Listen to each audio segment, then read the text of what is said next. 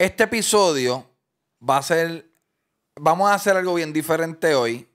Y todo esto surge a raíz de mi visita a un evento cultural que yo fui este pasado fin de semana. El evento cultural es el museo... Bueno, no un museo, es algo de Van Gogh. La exhibición. Una exhibición de Vincent Van Gogh, probablemente uno de los top 5 pintores más famosos del mundo. Pues hay una exhibición en Puerto Rico en donde a través de diferentes proyecciones muestran su obra, su legado, su cuerpo de trabajo de una manera bien particular y bien creativa. Y obviamente lo acompañan de música y a veces es bien conmovedor, ¿sabes? Te lo presentan de una manera bien creativa que a mí de verdad yo dije, anda pa'l carajo, yo tengo que hablar de esto con mi papá, que mi papá es un gran conocedor de Vincent Van Gogh, mi papá es pintor también. Desde chamaquito yo conozco de Van Gogh. ¿Por qué tú te ríes? O sea, no Ponerte la misma oración que Vincent Van Gogh es como raro. Sí, bro. Pero aprovecho para pedirte perdón y voy a contar una historia.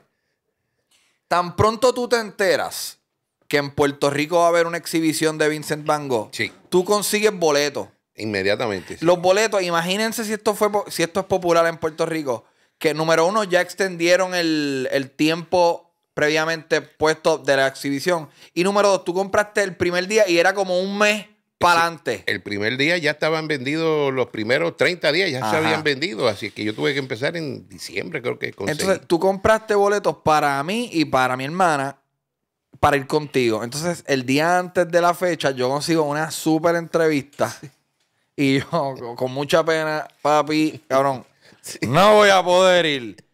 Y como Dios obra de maneras creativas, se me cayó la entrevista. Así que me quedé y después te llamo, mira, ¿puedo ir? Ya tú habías... Ya yo había ofrecido las taquillas para adelante, tenía otras personas invitadas. So, me quedé en el teque, pero decidí ir por mi cuenta con Vero y su mamá, con mi pareja y mi suegra, y me voló la cabeza de una manera tan cabrona que te llamé cuando salí y dije, y que tenía muchas preguntas, y la conversación que surgió fue tan interesante que vamos a hablar de fucking Vincent Van Gogh en este episodio. Ok, corillo, este episodio ha sido traído a ustedes por pH Chemicals. Señores, pH Chemicals es una compañía dedicada a la limpieza. Y aquí estamos hablando de dos productos, pH Wash y pH Multi-Purpose Cleaner. El wash es prácticamente para limpiar tu carro toda la semana. Genera un montón de espuma, no te afecta la cerámica, la pintura del carro va a quedar intacta. pH Wash. El pH Multi-Purpose Cleaner son unos sprays para la limpieza diaria de tu hogar o de tus vehículos o de tus pertenencias triunfadoras. Y vienen en dos olores, bubblegum y uva. No son sabores, son olores. Yo confío en que mi audiencia es sofisticada lo suficiente como para saber. Esto no es un refresco, corillo. Esto es un producto para mantener tus cosas limpias, intactas, impecables y bonitas. Síguelos en redes a través de pH Chemicals. Gracias también al corillo de Ocean Lab, la mejor cerveza del mundo. Una cerveza que todas y cada una de las botellas o latas dicen Born on the Beach porque efectivamente nacen en las playas de Puerto Rico. Si tú vives en Puerto Rico, tienes que probarla. Si tú no vives en Puerto Rico, tienes que viajar aquí, tomarte un y te puedes ir para el trabajo después de eso. OceanLabBrewing.com. Ok, señoras y señores, recibamos a mi papá con un fuerte aplauso, Vicentito Hidrach. ¿Qué es la Hola, que, papi? Chente, bien. Gracias por tu invitación nuevamente. Primero que todo, Vincent Van Gogh, yo pienso, y después de haber experimentado la exhibición de él es más famoso por su obra o como que por todo el aura que lo persigue de estaba loco, se picó una oreja, empezó a pintar a los 28 años. Mira, cuando yo te he dicho esto, te lo voy a repetir. Cuando yo estudié arte, me dediqué a estudiar arte. Yo dejé la última clase de mi bachillerato. Para la última clase dejé el mercadeo de arte. Porque ya yo venía de eso. Yo venía de una carrera de mercadeo. Y pues dejé la clase de mercadeo para el último. El primer día de esa clase, el maestro nos dijo: no se preocupen por todas las pinturas que ustedes han hecho por 4 años, no son importantes, es lo menos importante. Lo más importante es el aura bajo la cual se hizo esa pintura. O sea, Digo, lo más importante es si tú quieres vender. sí, sí. El aura, la historia, el cuento detrás de cada obra. Y obviamente, no quiero decir que Van Gogh no tenía una gran habilidad pictórica, ¿no? Era un gran pintor, pero el aura que se creó alrededor de su obra, pues le ayuda a. Ok, bien mercadear, importante echar pa'lante. mencionar, súper importante mencionar al hermano de Van Gogh, Sí o sí. que juega un rol súper importante. Súper importante. Par de cositas antes de ir a la obra de él. El hermano de Van Gogh se llamaba Theo. T-H-E-O. El hermano, o sea, ese tipo era galero. Sí. Otra cosa, Vincent trató de ser galero y fracasó. ¿Qué es ser un galero? Galero es trabajar en una galería. Vender piezas. Vender obras de arte. Sí. O sea, el hermano de Vincent era un vendedor profesional de obras de arte. En una gran cadena de arte, en una galería, una cadena de ¿Cómo galerías. que una cadena? Porque era una cadena. Una franquicia. Una franquicia. Ah, wow. Tenían galerías en París y tenían en Londres. Entonces, este tipo, siendo vendedor y obteniendo cartas, aquí ya yo voy a rápido entrar en área de conspiración. Y yo llegué a esta teoría en la misma exhibición. Un tipo que vende arte tiene un hermano que trató de vender arte con él, fracasó. Después trató de ser padre, un sacerdote, fracasó. Protestante, un predicador protestante. Predicador protestante, fracasó. Después trató de ser pintor y estaba fracasando. Sí. Pero mientras estaba fracasando, Vincent está intercambiando cartas con el hermano que es vendedor. Y a través de las cartas, el hermano que es vendedor, y estoy repitiendo vendedor porque es algo clave aquí, está contando su historia. Y está contando una historia de frustraciones, de nada me sale bien, de quizás me enamoré de una prostituta. Eso se discutió en las de esto. También. Porque conocí a Monet, etcétera, etcétera. Y yo imaginaría que este vendedor está viendo una historia vendible. Y quizás antes de la muerte de Van Gogh, ya el hermano estaba desarrollando un plan de desarrollo artístico. Sí. ¿Entiendes lo que te digo? Bueno, sí, sí. Es medio nefasto. Lo que estoy diciendo es como que el hermano siempre estuvo al tanto de que, ¡ya, cabrón! Quizás la obra no es tan cabrona, pero es una historia maravillosa. Mira, la historia, estamos yendo a las millas, pero vamos a tratar de analizar todo poco a poco. Vincent Van Gogh, primero, fracasó en todo lo que él se metió. Todo. Él fracasó como vendedor de arte en la galería. Él trabajó en la misma galería que su hermano, pero en Londres. Lo votaron porque no le interesaba mucho el trabajo. Se pasaba leyendo libros, novelas, historias. Era inteligente. Era inteligentísimo. Hablaba 3 idiomas. Hablaba francés, inglés y holandés. O sea que él viajaba muchísimo. Podía entenderse en esos idiomas. ¿Y qué pasa? Cuando a los 16 años se pone a vender artes en Londres y lo votan. 16 años. Regresa a París y su hermano le dice que se ponga a estudiar arte, pero él decide que quiere ser predicador y se va a un seminario y también fracasa como predicador. ¿Cómo y por qué? ¿Qué fue lo que hizo? ¿Sabemos o no? Sí, sabemos. Lo que pasa es que él viene de un padre, de una familia religiosa. Su padre era predicador y él pues obviamente quiso imitar a su padre y se metió en un seminario. Lo que pasa es que él era una persona difícil. Él era una persona que sabía más que los profesores y se encontraba debatiendo bien intensamente todo el tiempo con sus profesores en aquella época. Imagínate, pues obviamente le dijeron que no tenía lo necesario para ser predicador. Él por su cuenta se fue a un pueblo de mineros, porque ya él empezaba a tener sentimientos por la gente, por el trabajador, por la gente común y corriente. Ok, te tengo una pregunta antes de continuar, porque mencionaste lo de los mineros. ¿Él se crió en un ambiente privilegiado? Sí, él viene de una familia adinerada. No, adinerada no.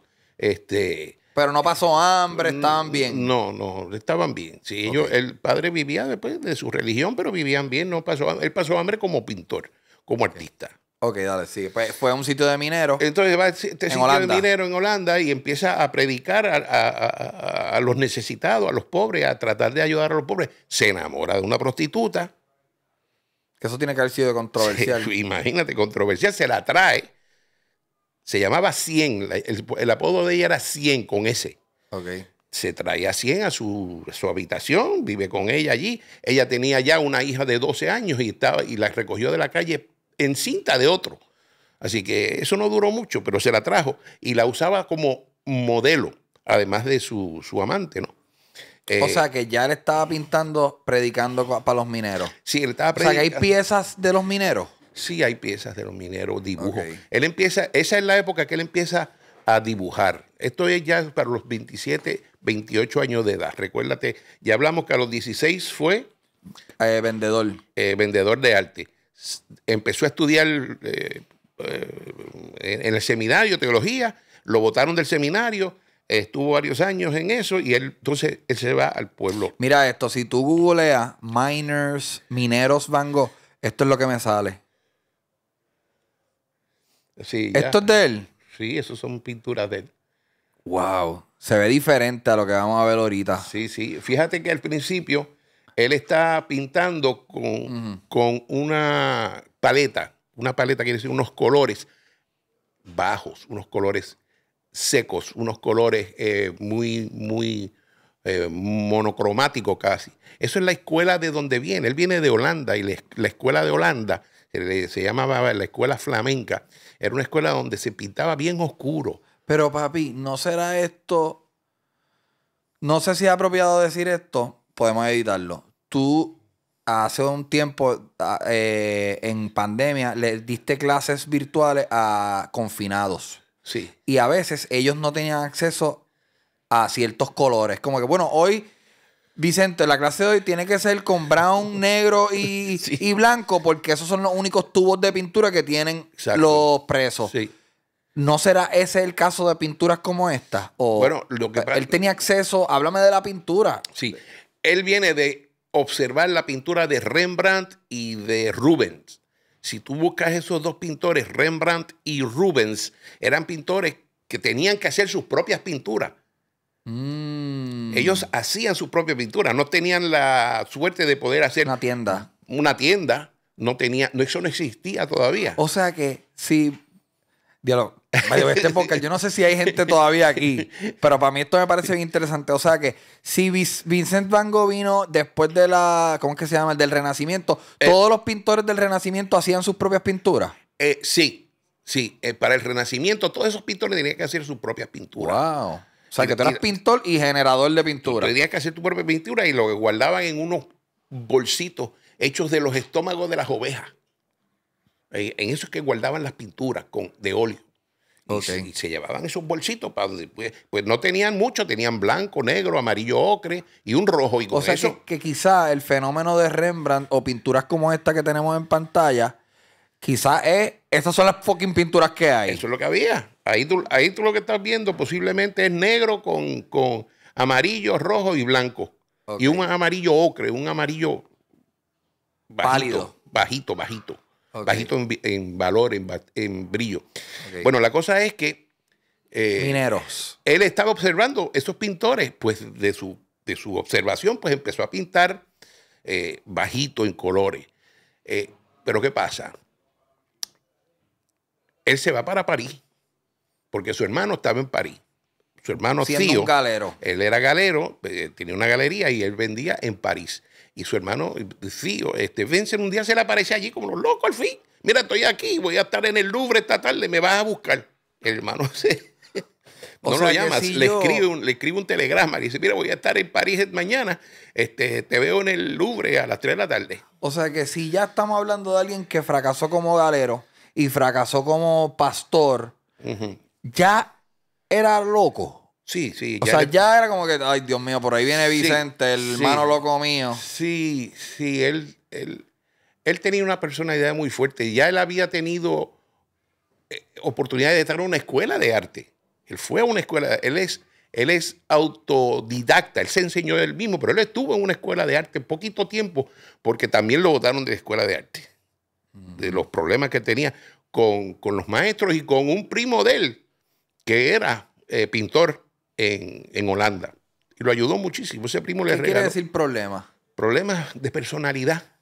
No nos llevamos bien, mamá, tú un fucking bicho, me voy. Sí, choque de personalidad. Él era muy, muy terco, aparentemente. Además de lo físico. O sea, no era una persona atractivamente para verlo. No te creas las cosas. Era feo. No era... bueno, tenía los dientes podridos. Ok. Y los dientes, Ajá. una parte muy desagradable. Él era como... Él era el loquito del barrio. Sí, él era el loquito del barrio. Él no se aseaba bien. Él olía. Hay una descripción que yo leí en uno de los libros sobre él. Decía que él hedía. Apestaba. Apestaba el tipo. Entonces, pues obviamente sus relaciones con mujeres también fracasaron todas. A pesar de que él soñaba, y en sus cartas él lo demuestra con su hermano. Él soñaba con poder tener una familia, una mujer, hijos, y disfrutar de una cosa así. Pero la cosa es que llega a París. Ajá. él llega a París. Llega a París.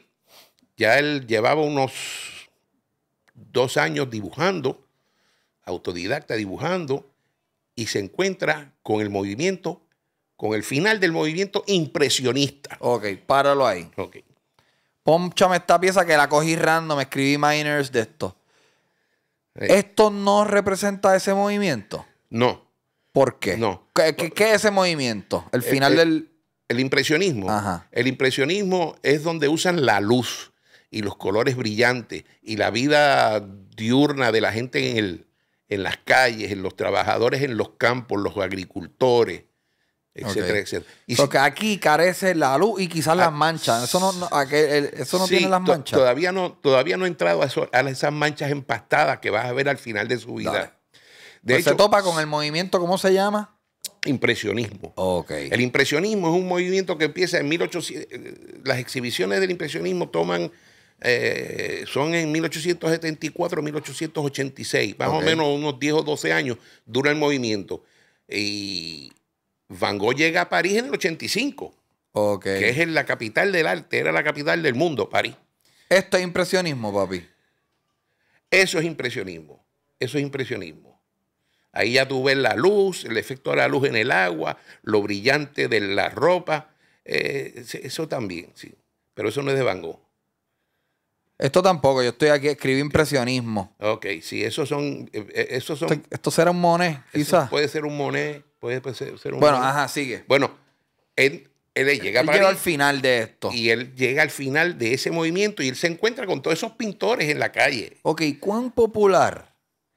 Esto era como el reggaetón, papi. Como que... No. ¿Ellos le llamaban impresionismo o ellos le llamaban pintar? No, el grupo de impresionistas le llamaba impresionismo y fueron criticados vilmente por la sociedad. No les permitían estar en los museos. Ok, era reggaetón. Era reggaetón. Si lo vamos a comprar, sí, era reggaetón. A ellos tenían que exhibir en sus propios bares, en sus cafés, porque en lo que se llamaba el Salón de París, que era donde la sociedad permitía que los pintores exhibieran y llegar a esa galería, que era en el Louvre, se llamaba el Salón de París, era un gran prestigio. Pero el comité que decidía quiénes exhibían allí y quiénes no, decía que los impresionistas no eran pintores completos. De hecho, el nombre de impresionismo sale de que un periodista crítico del arte escribió en un periódico hablando de la pintura de este grupo de pintores, diciendo que eran una impresión. Eso es lo que es una impresión de un amanecer, digamos. Da la impresión de que es un amanecer, pero esas pinturas están incompletas. Eso es una porquería. ¿Qué era lo que esos críticos respetaban para esa época? Todos los simbolismos realistas.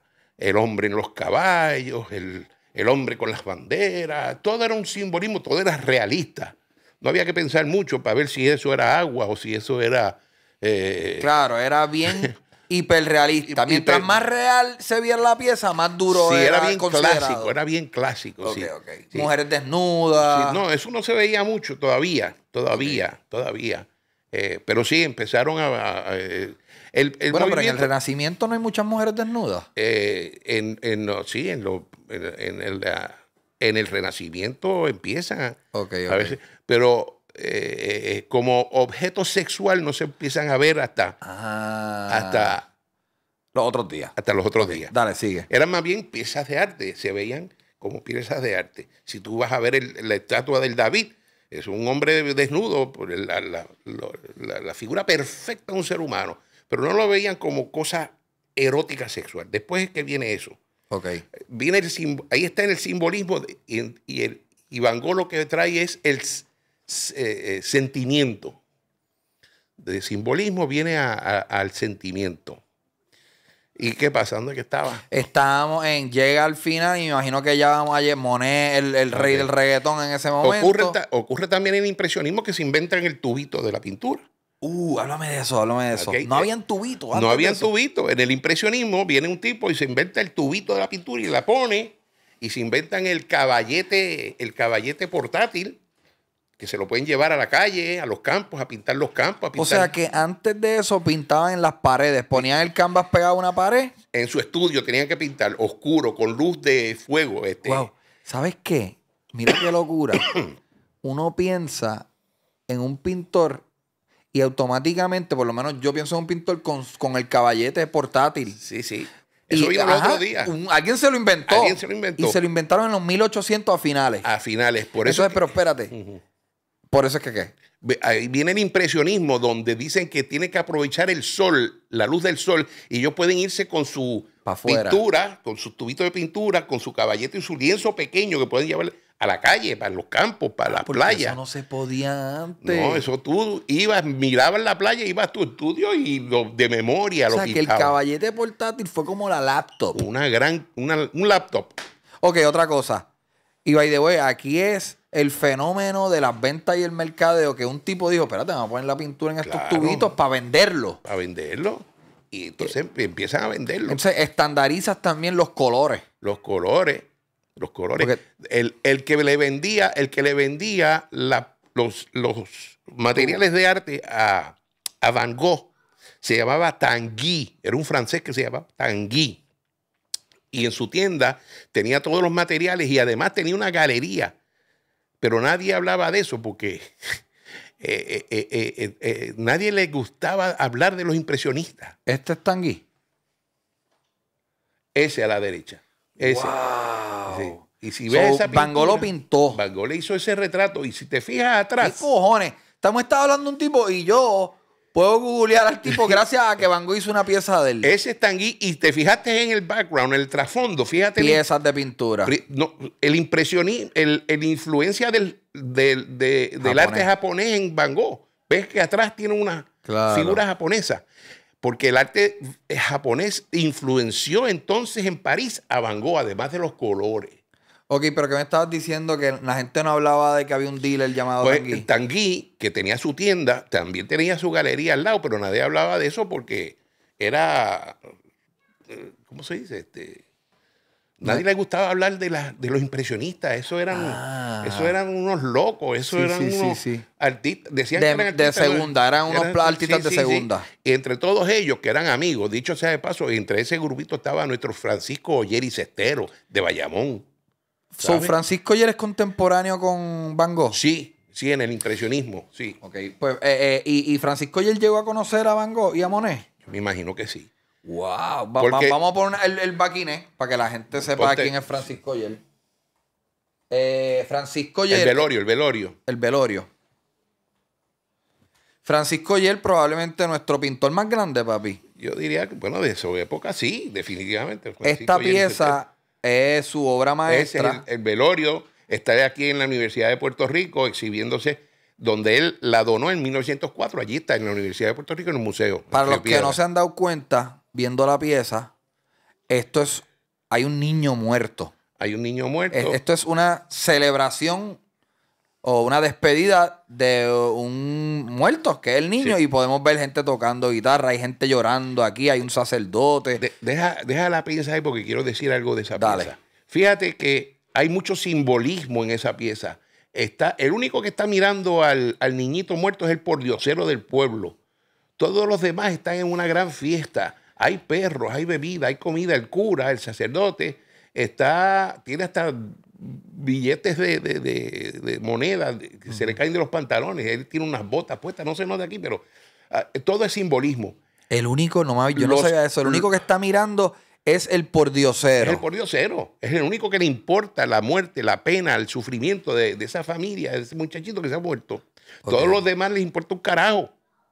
Entonces, fíjate que esa obra es todo simbolismo. Lo que estamos hablando, que antes del impresionismo era el simbolismo. Y Oller fue muy criticado por sus pares, por sus panas impresionistas, por sus colegas, por no haber pintado ese cuadro en estilo impresionista. Es realista, lleno de simbolismo, excepto la visión que se ve por la puerta para afuera y la ventana. ¿Ves que hay un campito? Esas manchas son... Ese es impresionista. What the fuck? Eso está cabrón. Ahí, lo que vemos para afuera es eso es impresionismo. Adentro, él pintó realista, lleno de símbolos. Wow, cabrón, eso está bichote, qué maleante. Y Oller se lleva el rollo ese completo en una barca para París otra vez. Es una pieza gigante. Él se la lleva para París y en París se le cagaron en la madre por haber pintado eso así. Él se vino enfogonado, él se trajo la pintura encojonado de París y entonces la donó a... Tengo entendido que es gratis. Si tú vives en Puerto Rico y estás interesado en ver una obra maestra, ¿verdad? Estoy hablando mierda. Sí, no, puedes ir gratis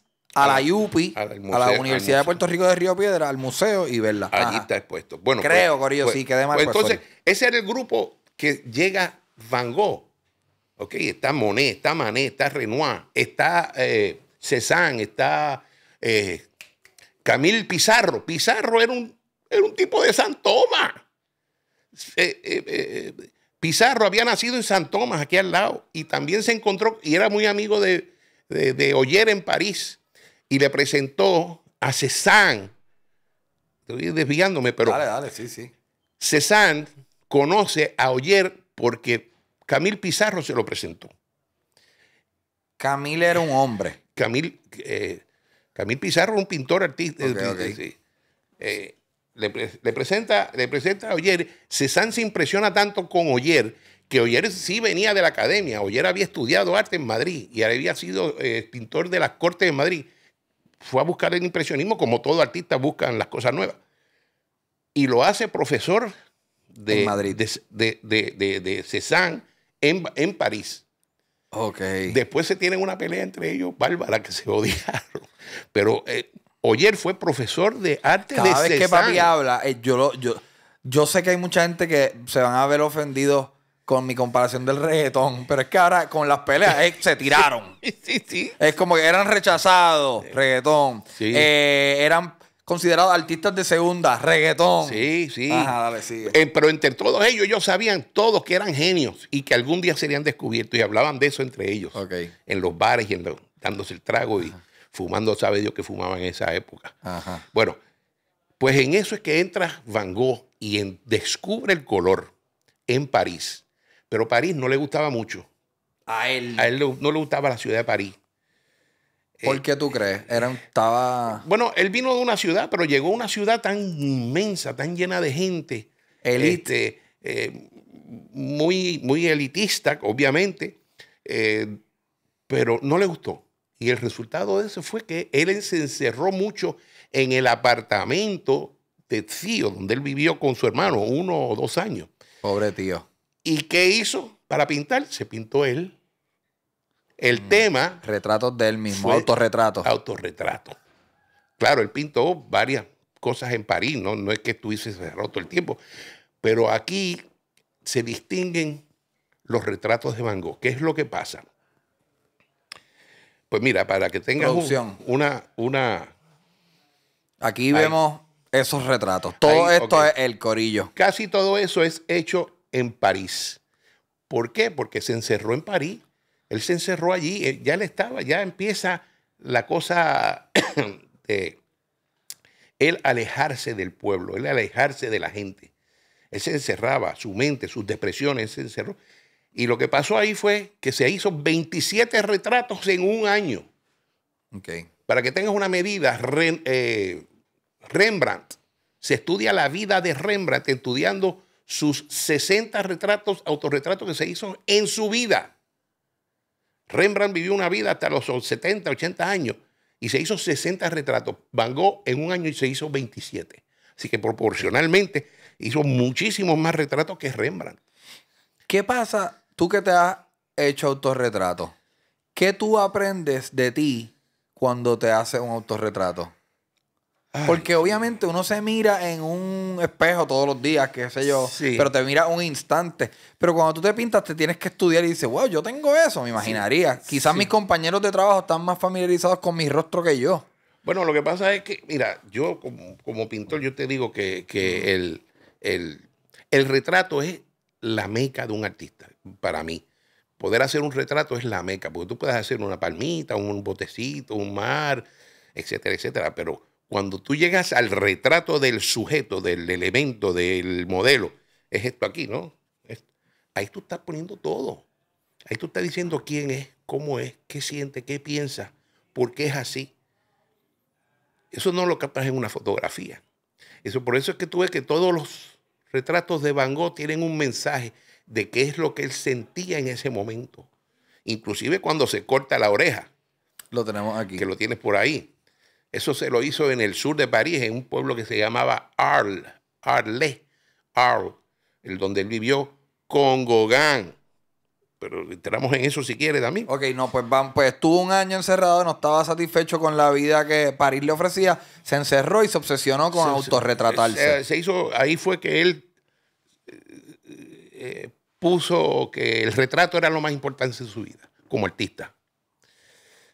¿Qué pasa? El hermano estaban ya medio cansaditos uno del otro también. No te creas que esto fue Peaches and Cream. Peaches and Cream. Tuvieron sus pendejadas entre ellos mismos. Y un día... Pero ¿sabes el problema de ellos estar juntos? Pensaría yo que en esos años que ellos están juntos cesan las cartas y no sabemos qué puñeta pasó ahí. Correcto. No hay cartas en ese momento de Van Gogh a su hermano, pero hay cartas de Van Gogh a su hermana. Ah, chismoseando. Mira lo que estoy haciendo el pendejo, hermano mío. Me tiene por el techo. Voy para el carajo. Y se fue al sur de París, al pueblo donde se llama Arles. Él fue para allá con la idea de formar una comuna de artistas. Él se sentía muy feliz si él formaba una comuna de gente igual que él. Y se fue para ese sitio, alquiló un apartamento que le pagaba a su hermano, porque desde que él se fue a predicar a los mineros, su inversionista es Teo. Su inversionista era Teo, que era menor que él por 4 años. Y eso empezó, él se sentía mal con eso. Pero se va a Parlé, alquila esta casa, que le llama la Casa Amarilla, la manda a pintar de amarillo. La tengo aquí. Espérate. ¿Eso estaba aquí? No, esto es el de esto. Espérate. Esto. Esta es esa casa. Casa Amarilla. Este es el interior. Ese es el cuarto de él en la Casa Amarilla. Esto es en Arles. Sí, en Arles. Si le pones Yellow House, te va a salir. Ok. Pues de todas maneras, en lo que buscas eso, él logra que su hermano Theo convenza a Gauguin, Paul Gauguin, que era nacido en París, pero de madre peruana. Así que fíjate. Gauguin era medio peruano. Aquí tengo la Casa Amarilla. Okay. Aquí es donde él vivió. Esta era la parte de afuera. Esa es la esquinita donde él vivía. Y todo, en esa pintura él la pone todo amarillo y todo el barrio amarillo. Pero en realidad su casa la mandó a pintar amarillo. Okay, yo tengo una pregunta. ¿Dónde estaba el cuarto de él? ¿Aquí? Arriba, esa ventana, sí. Esta ventana, Corillo, aquí es el cuarto de él. Sí, y ahí él pintaba. Y el del lado es el que le ofreció a Gauguin. Porque Gauguin, haciéndole caso a Theo ya vendía las piezas de Gauguin. Aquí hay un interés económico. Gauguin no le caía bien Vincent Van Gogh. Él decía que Vincent Van Gogh era mediocre. Y tenían diferencias. Pero Theo, que era el que le vendía y era el que financiaba a Gauguin, le dice, coño, vete a ver a mi hermano, atiéndelo allá, quédate con él allá y hagan una comuna de ustedes, los artistas chicos. Vete a ver. Tanto le rogó hasta que Gauguin, por intereses económicos. Sí, porque mi vendedor número 1 me lo está pidiendo. Claro, el vendedor que me vende a mí, que me mantiene a mí mis cosas, me está pidiendo, déjame ir a casa. Y llegó allí un día. Y Van Gogh estaba felicísimo, contento de que Gauguin, a quien él admiraba, con razón, lo había venido a visitar y quedarse con él para crear esa comuna en ese pueblito, en una aldea. Al punto de que para decorar la habitación de Gauguin, ahí es que él hace los famosos girasoles. Eso fue una pieza que él le regaló a Gauguin. Él hizo unas piezas decorativas, no con la idea de ser símbolo, sino con la idea de arte decorativo para decorar la habitación de Gauguin. Aquí tenemos hay muchos, él hizo muchos girasoles, no sé cuál es, sí, cuál es el de... Él hizo en su vida él hizo 14 girasoles. Ok. Unos en París y otros en Arles. Okay. La diferencia entre el de París y el de Arles es que los de París, él cogía la flor y las ponía encima de una mesa, marchitas y así muertas, él las pintaba. ¿Okay? Estas se ven así medio muertecitas. No, esas están en florero. No, esas son de...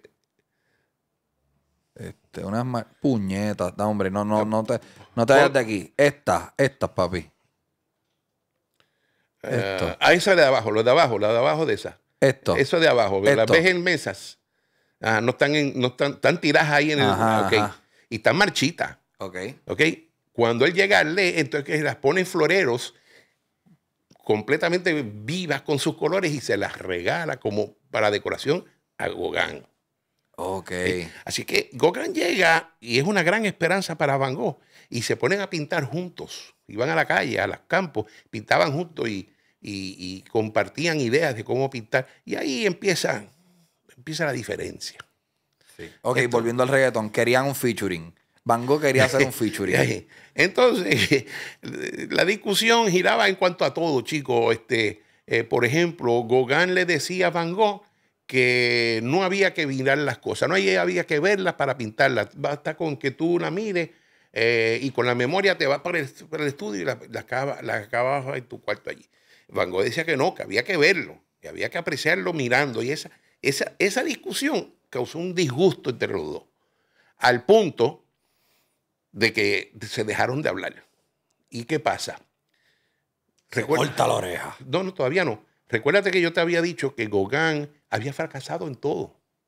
Van Gogh. Perdóname, Van Gogh había fracasado en todo. Y de repente él ve que su sueño de poder hacer una comuna se va a desboronar por culpa de Gauguin.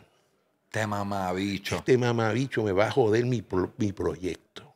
Y es dentro de esa locura, esa paranoia, se dejan de hablar y se miran mal. Y un día, pues, Van Gogh se le va detrás en las calles siguiendo a Gauguin con una navaja. ¿Qué? Con una navaja o una cuchilla. Gauguin mira para atrás y dice, este loco viene con una navaja. Se fue de la habitación y se quedó esa noche en un hotel. Porque estaba asustado. Estaba asustado. Oye, este tipo viene siguiéndome con una fucking navaja. Se quedó en un hotel. Todo esto se sabe porque Gauguin no había internet. Gauguin escribió cartas a sus amigos. Le dijo, mira, este loco con quien yo estoy aquí. No vengan para la comuna esta. No vengan para acá ni para el carajo. Este tipo está al carajo. Y la cuestión es que esa noche de la navaja, que Gauguin desaparece, Van Gogh en la rabieta que le entra, se corta el lóbulo. El lóbulo, aparte está este cantito. La gente está equivocada, la gente piensa que se cortó toda la oreja. Sí. Fue esto. Fue este cantito, lo ponen en un estuchito y se lo lleva a una prostituta down the street, en una de las casas putas que habían allá abajo. Ajá. Se lo lleva una prostituta allí. Wow, espérate. ¿Cómo sabemos esto? ¿Cómo sabemos que él se lo quiso regalar a una prostituta? Porque la prostituta, cuando ve a aquello sangrando y ve al hombre sangrando, formó un escándalo, se forma un peo cabrón en el pueblo. El loco le regaló un canto de carne en una... Se forma un enfermo. Follón. Recuérdate que esto es una aldea, esto no es una ciudad. Aquí lo que habían eran 200, 300 personas. 1000 como mucho. Es un chisme que todo el mundo se enteró. Cabrón, y el pueblo se alza. Y dicen, tienen que guardarme este loco. Ya está, el pueblo está harto de ver a este tipo sucio, asqueroso, caminando por las calles. Y lo encierran. Mano. Ok, quiero decir algo que aprendí en la exposición esta. De Van Gogh, sí. Él, supuestamente, y lo que yo interpreté por unos textos que leí ahí en la exposición, Starry Night, que esta pieza famosísima, me imagino que de las más famosas de Van Gogh es esta que vemos aquí. Sí. Él de acuerdo a lo que yo leí ahí, la pintó desde su ventana en el manicomio.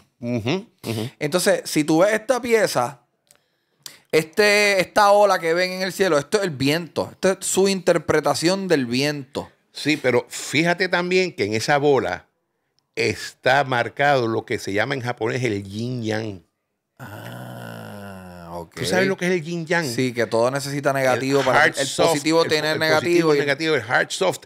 Ese es el símbolo de yin-yang. Eso también, además de ver el movimiento del viento, es la influencia japonesa en la pintura de Van Gogh. Pero tengo que decir algo, porque en un video de YouTube hablaron de esta pieza y dijeron que su interpretación del viento está súper accurate. Sí. Que el viento se comporta de esa manera. El viento no es... Uno pensaría que el viento es, es derecho, recto, no, pero el viento da vueltas. Da vueltas. Y yo lo que estoy pensando es, ¿cuánto tiempo tú tienes que estar mirando por una ventana para afuera para cachar o sea, tiene que ser tierra, que viste tierra moverse. Es como que, el viento se mueve así. Muy interesante eso que estás hablando. Déjame explicarte algo. Esa pintura es de la noche. Él está pintando un evento cósmico en su mente de lo que debería ser. Pintó la noche. Es el primer pintor que pinta la noche. ¿Cómo queda así? De noche, pinta la noche. Todos los pintores pintaban de día. No expresaban la noche. Porque era difícil interpretarla con colores. ¿Qué carajo va a pintar de noche si no se ve nada? No, y decidió pintarla azul y en realidad la noche no es azul. Y si te vas al retrato todavía más antes que ese, que es el café, que yo te dije. Espérate. Da un brequecito. ¿Será este, papi? Ahí. Ese café, hay una parte de afuera. Ese café, la otra parte. ¿Cómo que Terrace. Ajá, espérate. ¿Será Ahí, ese mismo. este? No. Terrace. La ¿Qué? terraza. Café Terrace. Escribo Terrace. Café Terrace. Sí. Da un break. No te preocupes. Producción. Aquí está. Esto. Eso, mira la terraza de ese café. Mira el cielo. Él está pintando eso de noche. Es el primer, antes de Starry Night, él hizo eso. Ok. O sea, que Fíjate cuando la él pintó diferencia. esto tenía la oreja completa. Sí. Y pinta la noche colores violetas y azules. Y con estrellas. Y entonces él expresa de que la noche tiene más colores que el día. Y es el pintor que pintó la noche. Y después si te vas a la Starry Night, ahí vas a ver una diferencia inmensa en su destreza para expresar la noche. Wow, cabrón. ¿Qué es lo que había pasado en ese? Pues ya estaba en una institución. Ya él había reconocido que era un enfermo mental. Había aceptado su enfermedad. Y se había él voluntariamente hospitalizado. Él se hospitalizó un año en un hospital de mente. Y todo esto lo pagó tío. Sí, todo lo pagaba tío. Wow. Porque cuando él lo meten en un manicomio, él allí tuvo 2 semanas. En lo que el pueblo se tranquilizó. Gauguin se fue para París otra vez. Después se fue para Tahití, hizo su vida. Él se quedó allí. Y cuando sale, él voluntariamente reconoce que está enfermo y se va a 17 millas del pueblo de Arlea. Hay otro que se llamaba... ahora no me acuerdo. Pero antes de seguir, ¿a dónde se va? Vamos a hacer un recap. Sí. ¿Qué edad tenía Van Gogh cuando empezó a pintar? 27 años. Eso tiene que haber sido... Si hoy en día eso es tarde, para esa época tienes que haber sido un anciano empezando a pintar ahora. No tanto de anciano, no. Porque recuérdate, Monet... Pero no va a ser profesional. Sí, no vas a ser... o sea, ya está... No va a vivir de la pintura si tú empiezas a los 27. Sí, porque todos los demás habían empezado de muchachito.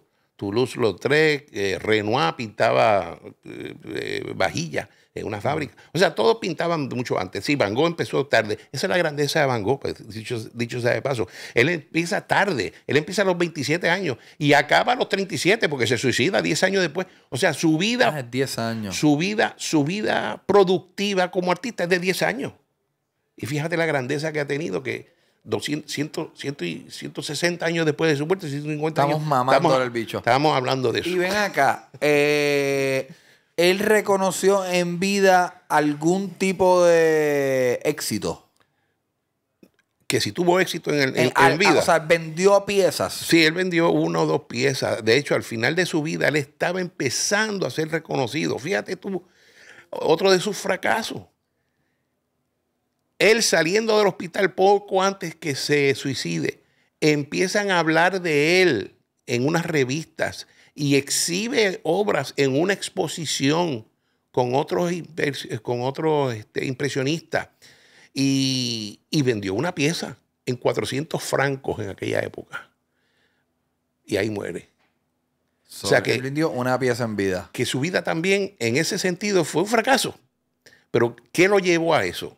Pues, como te dije, fracasó como estudiante, fracasó como pastor, fracasó en sus relaciones con su padre, con su madre. Lo botaron de la casa porque trató de enamorar a una primita. En Londres trató de enamorarse de la hija de la tenant, de él. De la casera. De la casera. Y también lo botaron. O sea, era insoportable. Era insoportable. ¿Sabe Dios qué tipo de approach tenía para las mujeres? Y apestaba. Y el tipo apestaba, tenía los dientes podridos, y no se cuida. De hecho, cuando está hospitalizado, ya su última hospitalización, que tuvo 1 año y pico antes de morir, él le escribe a Theo diciendo: oye, chico, estoy muy contento con el tratamiento aquí. Uno de los tratamientos es que me baño, porque los metían en bañera. Me baño a veces hasta 2 veces en semana. Fíjate tú, o sea... No era loco con el aseo. O sea que él exageraba esto de que, coño, me estoy bañando 2 veces en semana, mi padre. Okay, cuando hablemos de la muerte de él, porque yo sé que hay una teoría de que no fue un suicidio. Hay una teoría de que él lo asesinaron, sí. Mira, yo no comparto eso, porque si tú te lees el libro el compendio de sus cartas, que se llama el libro Dear Theo, querido Theo, es el compendio de todas sus cartas a su hermano. En esas cartas él habla numerosas veces del suicidio. Numerosas veces. Lo que pasa es que es muy bueno, pero él no te dice que se suicida. Él no te dice, mira, me voy a pegar un tiro. Te lo menciona muy sutilmente. Esto debe de ya acabar. Esto ya me da mucha pena de ser una carga para ti. Porque él al final, fíjate, su hermano Theo se casa. Él había sido soltero toda su vida y tenía chavo, pero se casa. Y encima de casarse tiene un hijo. Y ya, pues, Van Gogh se está sintiendo, coño, yo estoy soy un hijo yo también, me están manteniendo. Y entonces el hermano empieza a tener problemas de negocio con su galería. O sea, él se sintió de que era un obstáculo para su hermano, a quien él debía toda su vida. Su hermano era el que lo había mantenido, su hermano menor. Lo había mantenido por 10 años, lo había financiado por 10 años. Entonces, él sale del manicomio bajo el tratamiento de un doctor que se llamaba doctor Gachet. Dicho sea de paso, no era un doctor en medicina, era un doctor naturista. Preparaba té y cosas así, tesis. Y esta persona, una de las teorías, la teoría de dónde sacó el revólver, es que Gachet, que era se hizo muy amigo de Van Gogh, con quien él se peleó también. Dicho sea de paso, al final de su vida, Van Gogh lo mandó para el carajo. La única relación que perduró fue con Theo. Fue con Theo. Ok, dale, sigue. Entonces, él se pelea con Gachet y le hizo varias pinturas a Gachet de su rostro. Y se cree que Gachet un día le dijo... Van Gogh se quejaba de que cuando iba al campo a pintar, pues todos esos pájaros se le montaban en el caballete y le querían comer la pintura y todas esas cosas. Y le dice, mira, le abrió una gaveta, yo aquí tengo un revólver. Cuando tú vayas para el campo, vienes por aquí, porque él entraba y salía de esa casa como si fuera de él. Entras, te llevas ese revólver, disparas al aire y ya tú verás, esos pájaros se van y no te joden tanto y puedes pintar. Cabrón, encontré la imagen de Gachet, cabrón. Este es Gachet. Ese es Gachet. Este es el tipo que le dio el revólver supuestamente. Supuestamente era de él. Okay. Si no era de él, era del dueño del hostal. Pero es la misma cosa. El dueño del hostal donde él se quedó poco antes de suicidarse, también dicen que es posible que tuviera. Son todas teorías. Y entonces existe la teoría de que lo asesinaron. Esa teoría no la comparto, aunque sí Van Gogh fue víctima del bullying. Supuestamente, esta es la pistola con la que Van Gogh... Que la encontraron hace poco en el área del campo donde él se suicidó, donde él se pegó un tiro. La encontraron hace pocos años y la vendieron en subasta en 120 o 160 mil dólares. Wow. Pero la encontraron excavando. Y, coño, aquí está la pistola de este tipo. Sí, pero vamos a ser honestos. Bueno. ¿Cuán posible? Bueno, Qué pues conveniente. dicen los expertos que esa es la pistola. Ok. Dicen los Pues expertos. vamos a hablar y la del vendieron bullying. como lo que es. Ajá. No está firmada por nadie, pero dice la encontramos donde Van Gogh se pegó el tiro. Antes del bullying, que yo sé por dónde tú vas, hablemos de... Es que dijiste algo de la firma y en la exposición hablan de la firma de Van Gogh. Vincent, sí. Él no firmaba Vincent Van Gogh, él no firmaba Van Gogh, él firmaba Vincent. Sí, porque... Nosotros dos nos llamamos Vicente. Sí, Vincent. Y él, viniendo de una familia de vendedores, su hermano es vendedor, opinaba que Van Gogh no era algo muy mercadeable. No, te voy a explicar por qué en el lenguaje. Tú y yo le decimos Van Gogh. En los ingleses le dicen Van Gogh. Su nombre en holandés se pronuncia Van Gogh. Es de aquí abajo, Van Gogh.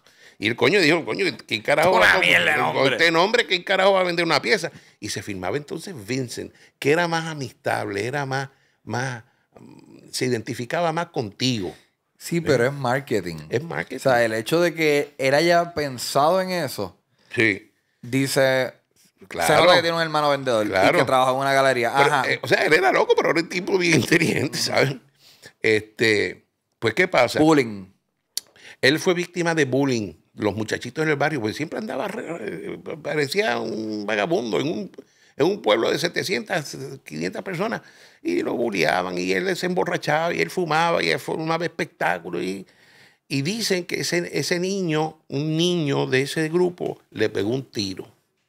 Y él se fue, porque de hecho él se pegó el tiro y se regresó a su hostal, donde murió 2 días después.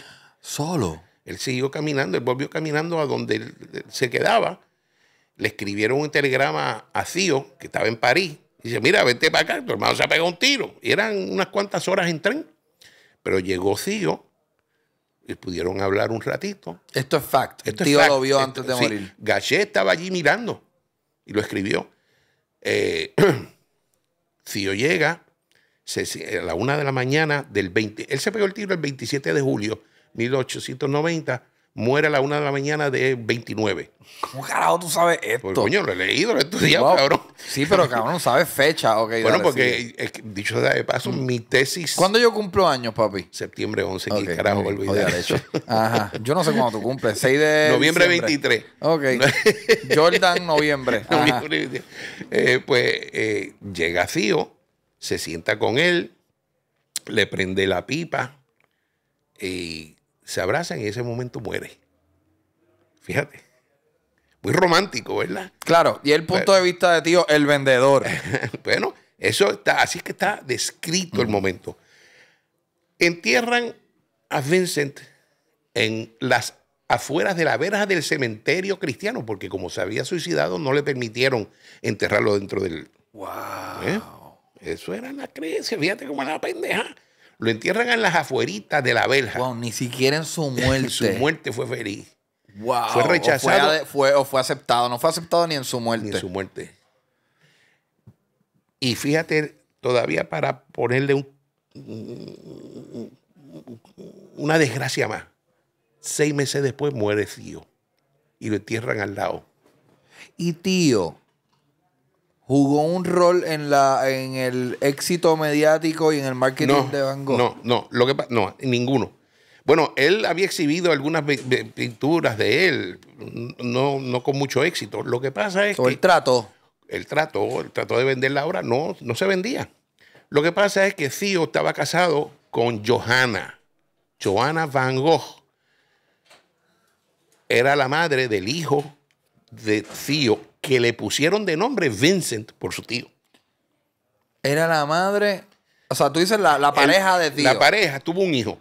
Ajá. Y le pusieron Vincent. Ajá. Como su hermano. Como el tío del niño. Como Ajá. el tío, ¿ok? Muere Cío 6 meses después de Vincent. ¿Y quién hereda? Vincent. Y ella. Su hijo hereda. Vincent, que era un bebé. Vincent, era un bebé. Pero la custodia era de Johanna, la madre. Y ve todas esas pinturas en ese almacén y dice, bueno, coño, ¿qué voy a hacer con esto? En 1904, 4 años después de la muerte, ella hace una exhibición. 4 años después. Después de la muerte de Van Gogh. Y ahí es que explota la belleza de Van Gogh. En esa exposición se habló de las cartas. No. Es que, cabrón, yo desde que estuve en la exhibición esa pensé, me sembré la idea de, cabrón, este mamabicho es famoso por las cartas. Dentro de muchas cosas, o sea, dentro del aura, el tipo era loco, el tipo era pintor, el tipo puso su sentimiento, lo puede palpar en las pinturas, o sea, eso no se lo puede quitar. Claro, tienes la historia de un tipo que fracasó en todo, menos en la pintura después de la muerte. Imagínate tú qué historia para vender esa. Claro. ¿Okay? Pero no, las cartas no se descubren hasta después de este evento. Porque cuando empieza a tener éxito la exposición, Johanna se acuerda, Johanna, la viuda, dice, coño, yo tengo las cartas que Vincent le escribió a mi esposo, ¡Qué tío. caballota! Yo las tengo aquí en una gaveta, las saca. Y en 1930 viene un gran autor, no me acuerdo el nombre, el que escribió el libro, hizo el compendio de las cartas y la vendió en este gran libro que se llama Dear Theo. Y ahí es la biografía. Se dice que es la autobiografía de Vincent Van Gogh. Son sus cartas a su hermano. ¡Qué caballo! ¿Qué bueno, caballo? Pues ahí lo tienen. Otra cosa que quiero discutir, porque tú me hablas a veces de manchas. Sí. Y me hablas de la diferencia entre pintar y dibujar. Sí, que me Dile a esta preguntaste. gente que le bajen un poquito si no es mucha molestia. Que me preguntaste qué hizo como artista, qué lo hizo grande. Como que yo lo que quiero saber es, porque obviamente sus colegas como Monet, tengo entendido que en términos de técnica Monet era superior. Para mí, si es que se puede hablar así del arte. Sí, bueno, para mi gusto, Monet era muchísimo mejor pintor. Ejecutaba mucho mejor su pincelada que Van Gogh. Lo que pasa es que Van Gogh combinó la técnica del dibujo y la pintura. Déjame explicarle. Aquí tengo una pieza. Aquí tienes una pieza, ok. Primero, antes de decir dónde vas a mirar ahí en esa pieza, Ajá. déjame definirte el dibujo. El dibujo son líneas. Son líneas con un carboncillo, con un lápiz. La pintura son manchas, ¿ok? Visto ya diferencias entre un mundo y otro, si tú ves esa pintura y ves al fondo, arriba a la izquierda, Esto. ahí tú ves que él hace esas líneas con color. Lineecitas con el pincel. Está haciendo líneas. Está dibujando en vez de pintarlo. Ok. ¿Okay? Y las hojas de los írises, muchas de ellas tienen unas líneas que otras no tienen. O sea que, Y si te enseño esto, aquí no se ve mejor. Espérate, déjame buscar el cuarto. En el cuarto, espérate. O sea, a ver si entiendo bien lo de las líneas. Si yo veo el cuarto, veo que hay líneas. Es eso. O sea, sí, no son manchas. Sí, bueno, sí. Se Digo, puede, ¿esta es la pieza? Sí, esa misma es la cuestión. Sí, hay unas más acentuadas que otras, ¿ves? Ah, es que hay varias. Lo que pasa es que no, estás viendo 2 o 3 cuadros distintos. De la misma pieza. Él pintó en misma habitación 2 o 3 veces. Ah, por eso es que hay ok. gente que dice, ¿y por qué es posible que esa pintura está en el Louvre y también está en el museo de él allá en Ámsterdam? Eso es un embuste, ¿no? Es que pintó 2. Coño, pero hubieras movido la cama del lugar para hacer un remodeling. Así que tú puedes ver una y otra y vas a ver alguna diferencia, pero sí se ven las líneas que él usa donde combina las líneas del dibujo con las manchas de la pintura. Interesantísimo, papi. Sí. Te quiero dar gracias porque yo creo que la importancia de este podcast es súper grande. Pienso que ojalá se haya quedado un par de gente y hayan conocido más de Van Gogh. By the way, a mí no me pagó la experiencia de Van Gogh para hacer esto. Yo tuve una experiencia cabrona, vi a mi papá. Les exhorto, si ustedes fuman pasto, date una cacha antes de ir. Sí. La vas a pasar cabrón. Pienso que está brutal. Bien. Tú la fuiste a ver, ¿te pareció cool? ¿Esperaste más? ¿Esperaste menos? No, yo fui el día que compré las taquillas. No tuve que esperar, entré enseguida. Pero como te pareció cool, te gustó, No, estuvo fabuloso, cabrón. fabuloso. O sea, las proyecciones de esas pinturas en la pared, ver la inmensidad de esa pintura. Recuérdate que Van Gogh no pintó en gran formato. Él pintaba cuadritos que él podía llevarse debajo del brazo. Porque él pintaba en las calles. No podía andar con un cuadro de 10 pies. Ajá, como ayer. Ajá, como Oyer, digamos. Eso Oyer lo pintó en un estudio. Eso es imposible pintarlo en la calle. Pues todas esas pinturas, cuando tú la ves en esa exposición de Van Gogh ahora, que él te la ponen grande. Las ponen en grande, tú dices, ay, Dios mío, qué maravilla. Y ahí puedes ver el detalle de cada pincelada. Ah, lo que te iba a decir, esa pincelada corta viene porque cuando él llega a París se encuentra con Suriat. Suriat era un pintor que había desarrollado el puntillismo. El puntillismo es otro estilo, otro movimiento dentro del impresionismo donde pintaban haciendo puntitos, haciendo colores y tonalidades con puntitos. En vez de hacer este tipo de movimiento, hacían con el pincel. Claro. Y Van Gogh, él hizo un happy medium. Un happy medium. Van Gogh se dio cuenta que si él hacía unas rayitas cortitas en vez de un puntito, pues usaba el mismo efecto. Ajá, y entre una línea y otra ponía una clara y una oscura y el ojo pues las junta. Yo creo que aquí se puede ver bien cabrón eso. Ahí lo tiene. Mira eso. Eso es. Qué capacidad de mezclar muchos colores. Muchos colores. En el cachete, en la frente. Sí. Y contar algo cabrón, eso es, me imaginaría yo, súper difícil. Sí, bueno, todo es súper difícil, pero Pero, o sea, general, por ejemplo, pónchame aquí, la sombra del sombrero. La sombra del sombrero, lograr tiene muchos colores tiene aquí. Mucho, sí. Entonces, más abajo la frente lo tiene más claro. O sea, es una gama de tonos, de valores. La nariz tiene naranja, el ojo tiene naranja también, rojo por acá. El pelo rojo. El background, el trasfondo en azules cielos y azules oscuros. Esta ya está más real. Ese ya es más formal, ¿verdad? Donde ahí le está expresando su seriedad como ser humano, como artista, como estudioso. Hay una que se hace con una paleta en la mano también, donde él dice, aquí está el pintor. Esa misma. Ahí es que está diciendo, fíjate que él tiene el pincel y la paleta en la mano. Y aquí las manchas las dejo para afuera. El rostro de él es como... Es más sobadito. Como otra técnica. Es más sobadito. Qué demente. Bueno, sí. Ahí lo tienen. Clases de arte con el maestro Vicentito Hidrach, mi papá. Papi, te quiero un montón. Igualmente. ¿Dónde te seguimos en Instagram? En Instagram, Vicente Hidrach, y en Facebook, Vicente Facebook Hidrach. Es una mierda. Sí, Facebook, Instagram. Instagram. Vicente Hidrach. Papi, te quiero. Cuídate. Síganme a mí en todas las redes, Chente Hidrach. Suscríbete, dale like. Si te tripeas este contenido y entiendes que es interesante, en vez de comentarme, este es el contenido que tienes que hacer, olvídate del reggaetón, pues compártelo. Mejor todavía. Y ayuda de esa manera. Los quiero con cojones. Hasta la próxima. ¡Soy querido! ¡Eh!